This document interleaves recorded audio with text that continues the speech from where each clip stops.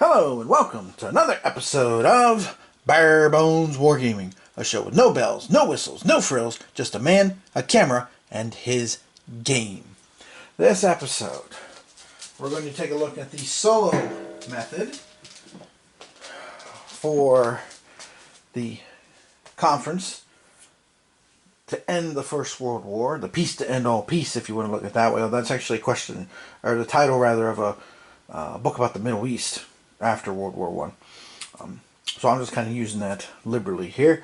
But we're going to take a look at Versailles 1919 from GMT Games by Mark Herman and Jeff Engelstein, which just came out literally in the last few weeks. Okay, now again, this is the solo method where you will have three countries duking it out to try and win the game, so to speak. Of course, in this particular situation, as the solo player, you're just trying to score at least 20 victory points to be the winner. Okay, Italy's not included. Sorry, Italy. They're out of the game here. So, of course, we have the U.S. Dun, dun, dun, dun. Oh, wait, wrong one. That's France. U.S. Yes. Dun, dun, dun, dun, dun, dun. There we go. Then we have, of course, on the other side of the table, the French. Dun, dun, dun, dun, dun, dun, dun. Someday I need to learn the words to that, to their national anthem, because it is such a rousing. That scene in Casablanca always gets my blood pumping. It's kind of funny. Then, of course, in the back, way up here, you can see my shadow hand there. We have the British. Dun, dun, dun, dun, dun, dun. So, that's who we have here. Now, as a solo player, you begin the game as one of the three sides. I'm getting the game as Britain, as can be seen here from my little nuclear war glow-in-the-dark die to denote who I am. Okay. As the game goes on, you will change sides. So this has the changing sides mechanism that's seen in Mark Herman's Peloponnesian War game, which of course first came out back in the early 90s. Their Victory games and was reissued by GMT Games last year. Okay? Alright, so let's get rolling. Okay, now for the solo game, you have a couple things going on. Each side has their priorities, what they're trying to get for strategy, unlike the basic game where you pull a strategy card and you basically use that then to get the strategy tokens. Here they are determined ahead of time, historically, basically. Okay, and then you have the rest of the card here to give you guidance on what order of things to do politically, militarily, information about uprisings, etc. Okay, alright, so as always, let's just dive right in and let's roll with the United States going first. Okay, now each turn in Versailles, basically, you have the option to do a political action. And to do a political action, you basically can either do one of two things. You can either place influence, put your cubes on cards, if you want, like this one down here. Okay, this is already into a game, and I'll explain why here in a minute. Or you can go ahead and try to settle the issue if you are the side with the most cubes on a particular card. Or you can go over here to the exhausted box and pull back influence, so you can basically reload if you want. Okay, those are basically your big options there. All right. You also have a military option where each turn you can deploy one of your military units. You have three of them to deal with the regions of the world. Okay, as things get rowdy, difficult, etc., etc., etc. Okay. All right. Now I have started this game at the point here where everybody has won an issue. And the reason for that is until everybody has won an issue, okay, all three countries, US, UK, and France, you cannot score victory points as the player. Okay? To score victory points, you have to be in the lead at the start of your turn down here on the track. Now, right now, I am the British, and right now I currently am in the lead. Now, if I can stay there, and I do mean stay there, no ties, then I score a victory point. The goal is to get 20 victory points, okay, at the end of the game. So far, this is the 7th time I've played this. I've played this one time, the 4-player, just to experiment and learn the rules, my clunker play as I call it, and the last 6 times have all been the solo method. Best I've done so far is 12, but I've started to figure some things out. I'm not going to share strategy and what I figured out. I'm just going to play the game, okay? So, That is why we're starting here after every single country has won an issue. All right. So the U.S. is up here, and following the guidelines for the bot, as the terminology goes, the bot will place influence on any one of the big issue cards that are not already controlled, or not already, or that they can be winning. Okay, let me rephrase that. So basically, when you place your influence, you have to place them on 2 issues. Okay, no more, no less, and you have to be winning the issue by the end. Okay, so the bot will always place the minimum amount that they want on there, or they need on there to win the issue. Now, as the player in a real, quote-unquote, real game, you can place as much influence of your 14 blocks, 14, 15, one of the 2, blocks that you want on the cards. Okay, so in this particular case, just again to demonstrate things here, I'm going to go ahead and put 1 US block here, and I'll put 1 US block up here on the Rhineland. Okay, now the issues down here where the number 1 is on the table, those are the only ones that can be settled. Okay, these ones are up in the waiting room, and in a solo game you don't use the 3rd spot. Okay, so the US has placed their 2 influence. They are now winning both Ukraine and the Rhineland issues. Okay, and we'll take a look at a sample card whenever we settle an issue here in a little bit. And that's their turn. That's it. Now they could do military up here, but for the bot to do military, there are certain guidelines. Okay, as things progress along this track up here, things will start to get rowdy. There are more and more chances of uprisings, basically to throw off the apple cart, or however you want to put it. Okay.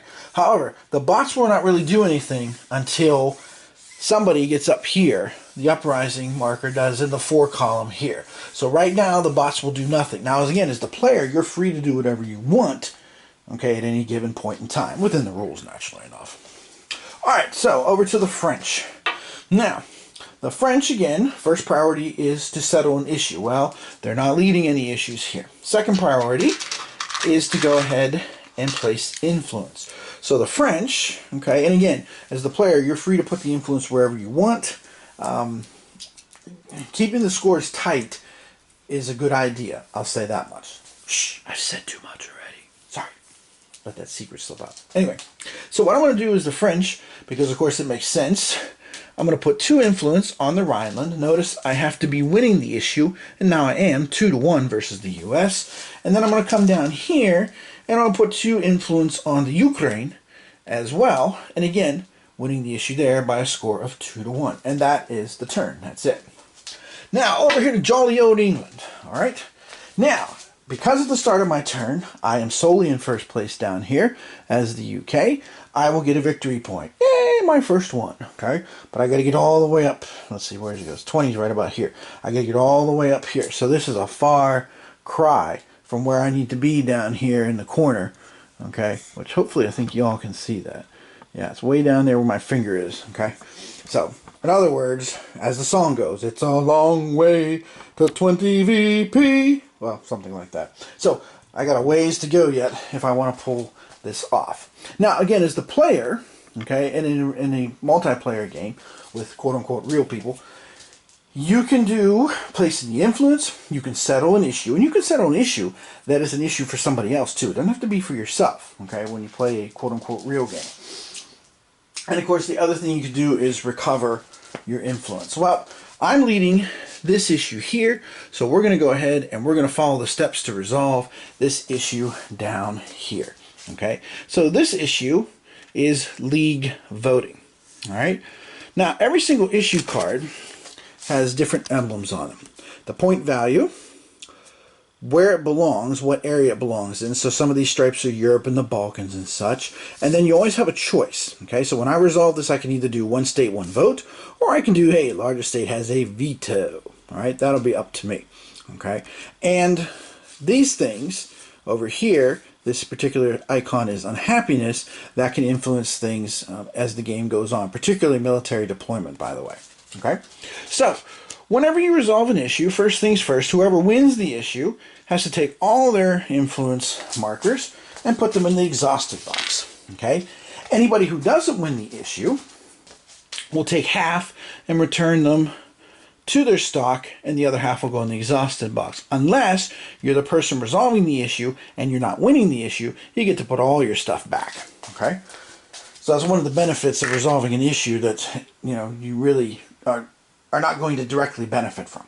Okay, now I will go ahead. I don't want to lower my own happiness here, so I will choose this large state veto here, which will lower the happiness of Japan and Italy. Now that again is for a multiplayer game. It has nothing to do with the solo game per se. Okay, so I'll go ahead and take this card, and I will place it up here with the British, and I will pick up 4 more victory points. 1, 2, 3, 4. So now I have a total of 10.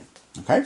Now the second thing you do after you resolve the issue is you take the current strategy card and do the bottom part here.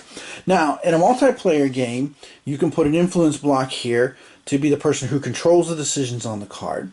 In a solo game, you always control the decisions, but optional is not optional. Okay, not in a solo game, you must do it. So I have to add 1 additional unrest to each region. They gain an unrest from the issue being unsettled. Well, in this particular case, okay, there was no unrest for anywhere. We'll see that here a little further in the game with some different cards. So basically no worries here. That just gets discarded. Okay, the next thing you have to do is decide what issues to bring down from the waiting room onto the table to fill this gap. Okay, now the bots will choose differently than the player, and I'll go over that when it's their turn, but I'm going to go ahead and pull this down because I know there's some good benefits here for the British. Okay, now as a player you can do a couple of things to replace this empty space in the waiting room. Okay, you can go ahead and, well actually, hold on. I'm getting ahead of myself here in a second. Now I got to bring down one of these 2 event cards. Now again, as the game goes on and stuff, you want to kind of plan ahead what you don't want to do. Right now, since it's still early in the game, I don't really unsettle an issue. That's critical because when this issue becomes unsettled, then instantly you go ahead and have to switch to the side that is losing, whoever has the lowest score. Okay? So right now I'm going to go ahead and pick this strategy card for next time, and I'll slide it here onto the table. Okay. Now, moving things down to the waiting room. Now, there's a couple things you can do as a player. You can either take the top two cards off this deck, choose either one, and put 1 in the waiting room, 1 in the discard pile.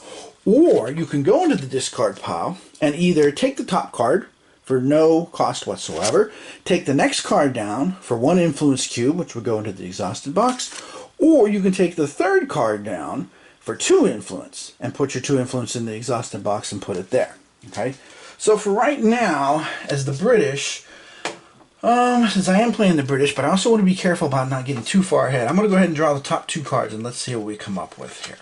Okay, let's see, we come up with Dobroja in the Balkans and Smyrna in the Middle East. Alright, you know what, I'm going to go ahead and pick this one because there's a lot going on with this one and we can talk about some of those icons and markers there and such. So, I'll go ahead and place that down. It's on the waiting room. Okay? Now, after that, then I'm going to draw the top card from the event deck and it will go into the waiting room area too. But, once I flip this card, we're going to resolve the top part, the crisis part. So let's see what the crisis says. Alright, so we have an uprising check with +1 to the die roll. Okay, so what we would do now is we would come up here to the region track, and whoever has the highest uprising space, or the highest on the uprising scale, they would get an uprising check. Now, technically right now it's the Middle East, but if you look down here at the bottom of the track, you can see there's 2 X's here, which means basically you can't have an uprising die roll. After that, you get 6+, 5+, which is what it sounds like. If you roll 5 or higher, hey, we're getting an uprising. Okay, and we'll cover that whenever we get that far. So right now, no worries with uprising, because again, it's pretty early in the game. Things are fairly calm, but we are starting to move ahead with things. Okay, so I've gone through all that. Now, as the British, I could go ahead and deploy some military if I wanted to. Remember, I'm not restricted like the bots are with certain conditional elements. But right now, I'm going to chill out and take it easy, because deploying military can influence your happiness. And if your country's happiness goes down and heads down this track, and you can see it turns to different colors, then you're going to be starting to lose your military units. Because again, it's after the war, everybody's tired, everybody's exhausted, and people just, you know, want to bring the boys home, so to speak. So you have to kind of weigh those 2 things together here with that element. Okay? Alright, so back to the US of A. Alright, now, the US is not leading on either issue, And they could put blocks down to get ahead on 2 issues. So I think that's what we'll do here. But the U.S. is tied with the French right now for strength. So I think what the U.S. will do is the U.S. will put 2 blocks here. Now they have 3. Okay, they are leading that issue. And they'll put 1 up here to get control here too, because that's worth 5 victory points. So, and 5 strength points as you measure each country's ability and strength at this point in time. So the U.S. will go ahead and do that. Okay, now back over to the French. Now the French are not leading on the issue here that's on the table. Okay, so they could go ahead and they could add more influence because they can't settle an issue. They're not ahead. The U.S. is ahead here now. So the French will go ahead and the French will say, look, U.S., if you go ahead and I'll put 2 there and I'll put 1 over here and I'll keep ahead on the Rhineland. And if you don't mess with me here, I'll go ahead and let you put influence there and you can go ahead and win that when it comes down. Okay, you can do that kind of negotiating in the game. Now, if you make an agreement on the turn when something's actually happening, it is binding. Other agreements where something's not actually happening on the turn, then it's like, you know, the game diplomacy. You can say whatever you want until those orders are revealed. Nobody knows what's really going on. Okay, so the French are looking ahead. They're trying to go ahead and pick up. Now, back to the British. Oh, good. Jolly good. I'm still ahead. I've got 10 points, so I pick up another player point. So I'm up to +2 on the player track. Awesome. Now, I should play some influence, but I want to be careful here. I don't want to get too far ahead of everybody. So what I'm going to do is I'm going to go ahead and I'm going to place a couple of influence here on New Guinea and Samoa, and I will put a couple here on Smyrna too, to kind of keep things lively, sporty, if you will. Okay? And again, that's my turn. I've placed my influence. That's my choice. I'm not going to do any military. Over to the U.S. Okay? So, the U.S. now will need to put enough influence somewhere to be leading on 2 issues. Alright? So, the U.S. is going to go ahead and let's see. Well, the U.S. will put 2 more blocks here to try and keep ahead on this issue. So, that will take them up to 3 versus 2. And they'll go ahead and try to stay ahead on the Rhineland issue and get 4 versus 3. Now again, you can put as many blocks as you want so long as you put them on 2 issues and you are winning at the end of your turn. You're temporarily at least winning that issue. So that's what the U.S. is doing. Now the U.S. could have settled the British issue had they been so inclined, but they chose not to. Okay. Alright, the French. So the French are going to have a chance now to settle Ukraine. That's always the top priority. If there's an issue that can be settled, you start there. So that is what they will do. They're ahead 4-3 against the U.S., so they'll settle the issue. So first of all the French blocks go to the exhausted section over here. The U.S. has 3 blocks on the card, okay, and they will go ahead and take half, rounded down, to the exhausted pile. So 1 will go to the exhausted pile for the U.S. as soon as I catch him, because he seems to have taken off from the meeting here. And the other 2 will go back to supply, so they will be available for the U.S. to place again later. Okay. Now, when making a choice here, you're going to have to choose one of these 3. Now, the French were after the victory points. Okay. So clearly the French are not going to choose, you know, giving Ukraine to the Russians, because that's going to decrease their happiness. However, if they choose these other 2, there's going to be other problems too, because the Soviet symbol, the anti-communist symbol, benefits the British, and the self-determination benefits the U.S. However, keeping both of those in play right now from a solo perspective is good, so that's the one I'm going to choose here. Okay, so what we will do is we will take the strategy markers and we're going to put them on the card. So we have the anti-communist and the self-determination markers. Okay, and they look like this. And we will place them on the card, and they will stay with the card so long as the issue remains in possession of the player. If it becomes unsettled, then they will disappear. But that will give an extra victory point to both the U.S. and the UK. Okay? So we'll put those on the card. And we will come over here, this fist symbol. So let me show you the card. So we put them on the card. Now we have the fist symbol, which indicates that we're going to have more uprising possibilities in Europe. So we'll come over here to the Europe track, and we'll move the fist up 1 space further along. Okay. Now the French will score 5 victory points for the card values there. So 1, 2, 3, 4, 5. The British will score 1 for the anti-communist, and the U.S. will score 1 for the self-determination. And again, that all comes from this chart right here, which tells you what everybody's strategy is, okay, for the game. Now this will go into France's possession, and the French are closing in on the British on the victory track now. The British have 11 and the French have 8. The US is lagging behind. Okay? Alright, so now we do the event card, which says ending with you, so ending with the French player. Each player either exhausts 3 influence or loses 2 happiness. Whoa. Okay, well, it's early in the game, and the happiness is over here on this track. So technically we could afford to lose the happiness, okay?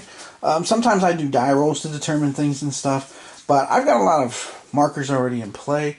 I want to go ahead and exhaust 3 of my influence blocks so I don't have to lose any happiness right now.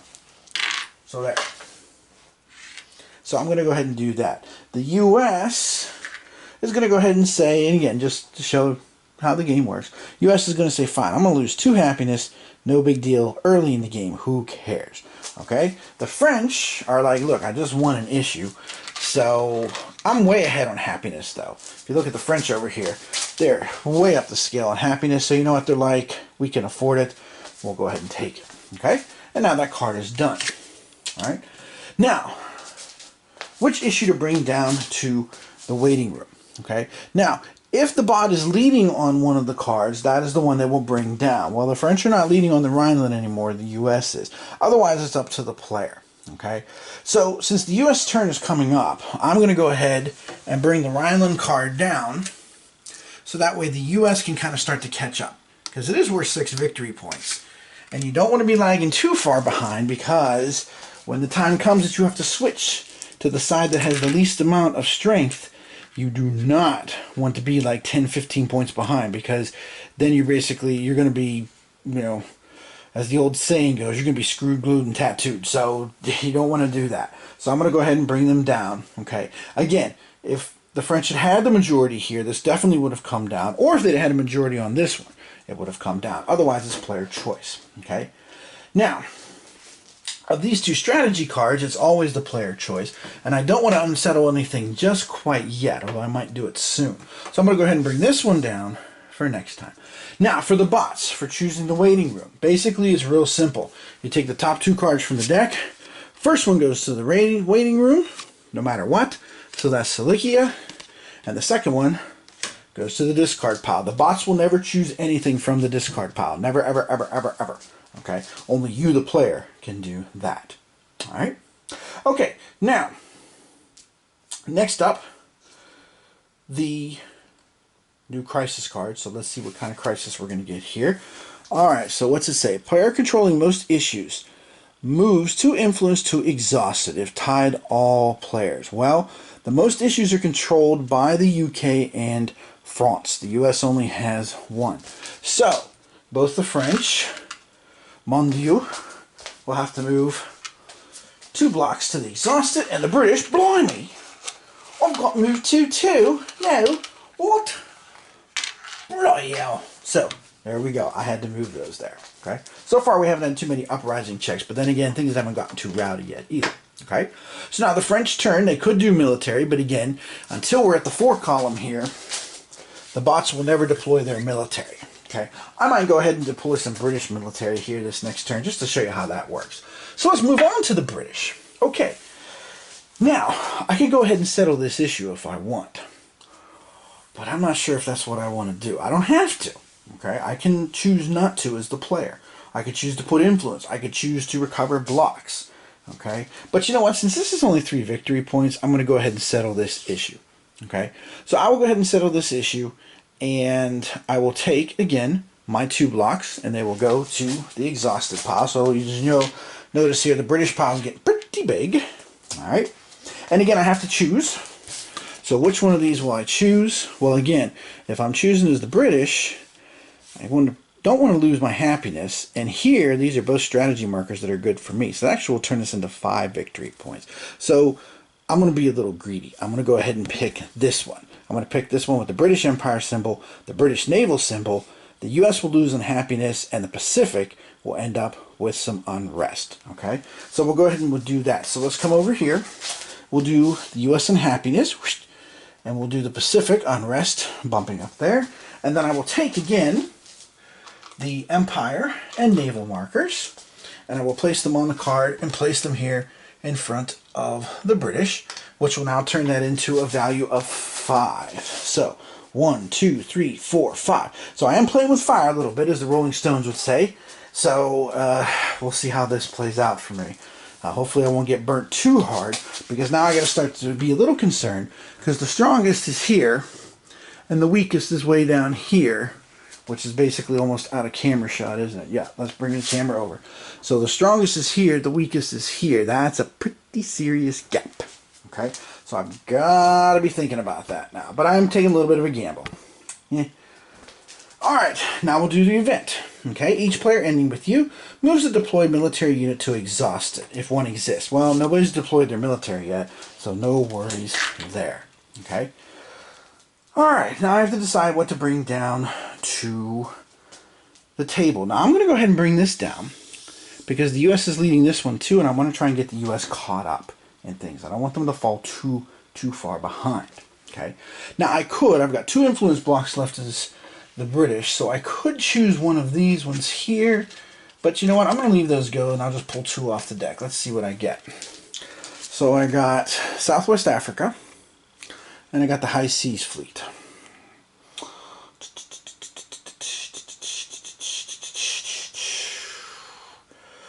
Let's choose Southwest Africa. So we'll put that on the table. Okay. Now I'll choose the event card here. I don't want to unsettle an issue just yet, although I will here soon, just to show you how that works a little bit further here in the video. So I'm going to go ahead and drop this one down to here. Okay. So those have both come down. And now we'll go ahead and let's see what the new event is. Uprising check +1 to the die roll. Well, right now we don't have to worry about that, because again, all of our uprising markers are still on the X column. Okay, so no worries there. We can't do an uprising at this point. It's just not possible. All right. Okay, so that is the British turn. And by the way, in the game does come with this marker. That, this card that says, this is the active player. I just prefer to use this. That's all. It just sticks out easier for me as a solo player. So, all right. So the U.S. is going to come over here. Now again, the U.S. is leading on an issue on the table. So we're going to go ahead and resolve that issue here. That is the Rhineland issue that we're going to deal with here. All right. So we'll go ahead, and the U.S. will take all their blocks to exhaust it. The French will end up with 2 heading back to supply and 1 heading to exhausted. Remember, half rounded down. And the U.S. now will make a choice here. Now, this industry marker here is good for the U.S. and it will calm things down in Europe as well, too. So, I forgot to deploy the British military unit. I'll do them next time. Okay, so I'm going to go ahead and choose that for the U.S. because that will give the U.S. an extra victory point with the industry strategy marker. Okay, so that will turn this down to a 7. Now, unfortunately, that's not going to make France happy, as you can see. They're going to lose 3 happiness. 1, 2, 3. But things will get calmer in Europe, so that's good news. Okay, so the Rhineland situation will be better off. 7 VP for the U.S. 1, 2, 3, 4, 5, 6, 7. All the way up to there. Ooh, I forgot to give myself my 3rd victory point at the beginning of my British turn. That's an easy thing to forget. Like with most solo games, kind of try to keep things like this, like these 2 cards, try to keep these handy, because one of the big traps, I should say, of a solo game is to kind of get excited, get into play, and forget about some things at time. Forget about it. But the British were leading, so I should have had a 3rd victory point at the beginning of that turn. Okay? So, the U.S. has managed to win that issue.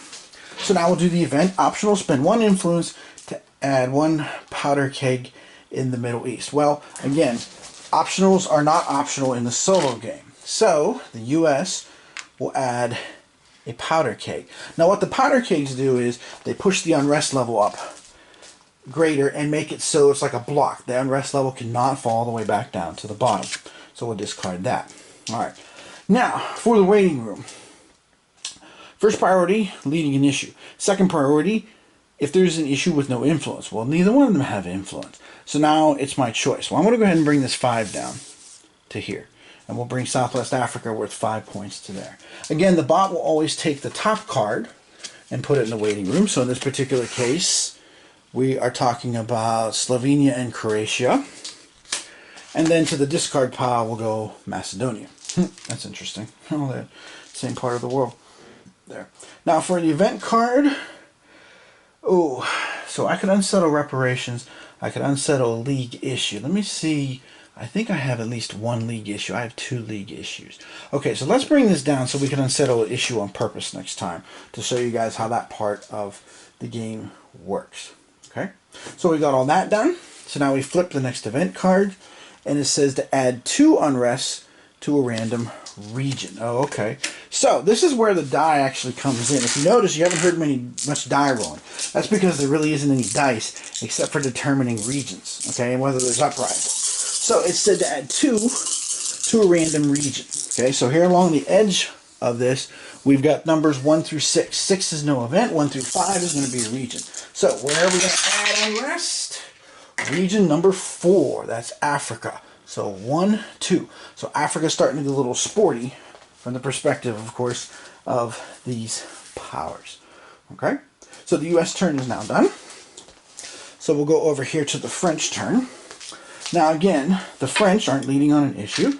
So now they will go ahead and place just enough influence to be winning. So they will go ahead and place here. Well, yeah, they want the victory points. They'll place there, and they'll place up here because there's a strategy marker that's good for them. So that makes sense. Okay. All right. Back now to the UK.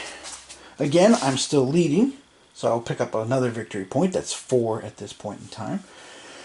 Now, I could go ahead and try to win this issue, or I could leave it to the US and let them catch up a little bit more.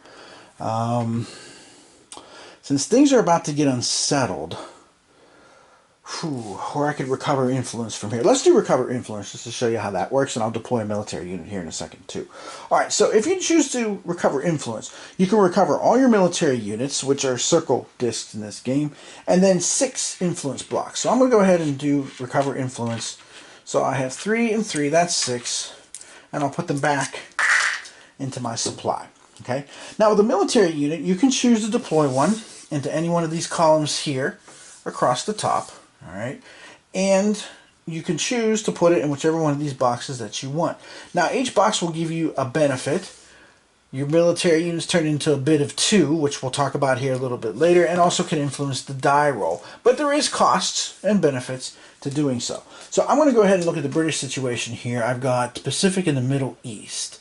Neither one of them is particularly rowdy, but just for the purposes of demonstration of this video, I'm going to go ahead and take 1 British military unit, and I will go ahead and deploy it in this box here in the Middle East. Okay.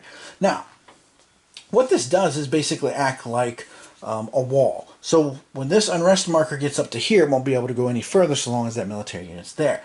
However, at the top of the column, there are benefits and costs. So up here, I get 3 influence blocks back. Yay! But wah, wah, it costs me 2 happiness. Fortunately, the British have happiness in spades right now, so I'm not really worried about that. Okay, so that's how you deploy military units. Okay, it's not. Again, this game is not super complicated. If you played Churchill, which I mentioned in my my item that I listed on Board Game Geek's Solitaire and War Games on Your Table Geek list, I played Churchill, and I would rate Churchill like a 6 on a 1 to 10 complexity. This I would rate a 3, and as you can probably see from the gameplay, it's not very hard once you get the hang of it. It's a little different, there's no doubt about that, but it's not overly complicated. Okay? So I went ahead and deployed that military unit again just to show you how that works. And let's swing over here to the US of A. Alright, so the US now is leading here. So we're going to go ahead and resolve, and we're going to settle this issue. And then we'll have a chance to unsettle an issue here, okay, and show you how that works. Alright, so again, all the US blocks go to the exhausted pile. Okay, UK, 1 to exhausted, 1 back to my supply. Alright. Now the US will choose the middle one, giving this island to Greece because it will let them deploy a US squadron, which is worth another victory point to them. Okay. So we'll put a US naval squadron on this card, like so. The British will lose a happiness. Womp womp. And you can see the 2 fists there, the Middle East. So it's a good thing I did put that military unit in the Middle East, huh? Now the Middle East is going to start to get rowdy a little bit, and we moved it up here on the scale. Okay, the U.S. will now score 6 victory points in total. So 1, 2, 3, 4, 5, 6, and now they're actually in the lead, 1 ahead of the British. So when it comes up to my turn as the British here, I'm going to be in trouble. But you know what? That's not going to matter here in about 2 seconds. Okay, because now we have to do the event. And the event is to unsettle a league issue. Okay? So we're going to take a look and see who owns the most league issues. Well, there's 1 each. The British own the league issue of league voting. The United States owns the league issue of women's suffrage. Okay? Now, if both sides, or I should say more than one country, have an issue that can be unsettled, and again, everything in the rule book, by the way, is pretty well spelled out. I mean, it does it pretty well step by step. Okay. Once you've done that, then if there are 2 people that have the same number of issues, okay. So, like for example, if the British had 2 league issues, it would be one of the 2 British ones, okay. And the one with the highest point value is the one that would be selected here in this particular case with the solo game. Okay. So, since the British and the U.S. both have 1, now we're going to roll a die. High roll wins. The high roll is 2 U.S., so the U.S. to the British 1. The issue that become unsettled is women's suffrage. Okay? Now, the U.S. will lose their 3 victory points, at least temporarily. So 1, 2, 3, that'll put them behind the British again. Okay.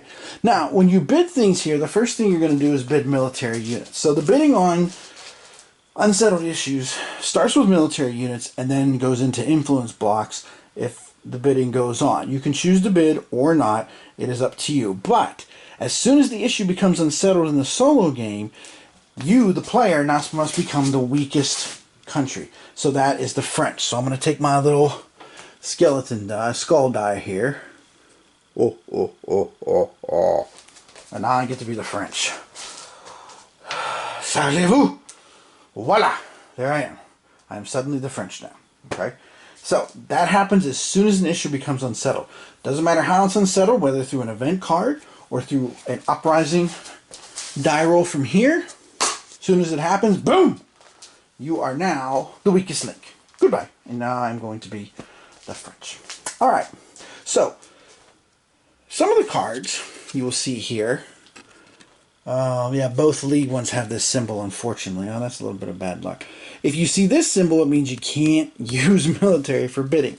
So we won't bid military units. But otherwise, you would put military units on here. Okay, and again, you have 3 military units, so you can bid as much as you want. There are guidelines, of course, for the bot on how to bid military units, and then you just keep going.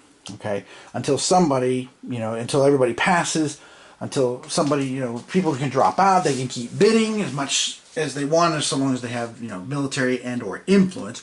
Because once you match somebody's military, then you have to match their influence. So let's say, for example's sake, let's say that this did allow military to be put. Okay, if everybody had put, again, just for argument's sake, if everybody had put on this card, say 1 military when they bid, all right. And if that's all the military was available, let's say the rest of the military was deployed elsewhere, or you just chose not to, okay? Maybe say that, let's say France and UK, let's just say it matched. Let's just put it that way, because, yeah, let's just leave it at that for right now, okay?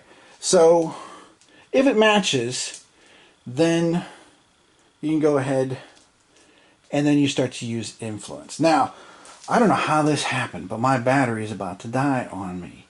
So, what I'm going to have to do is come back and finish this, unfortunately. So I will do that. I'll take these back off the card. And for part 2, we'll do this unsettled issue so you can see how that works, and then we'll come back and do a few more turns just to kind of wrap things up.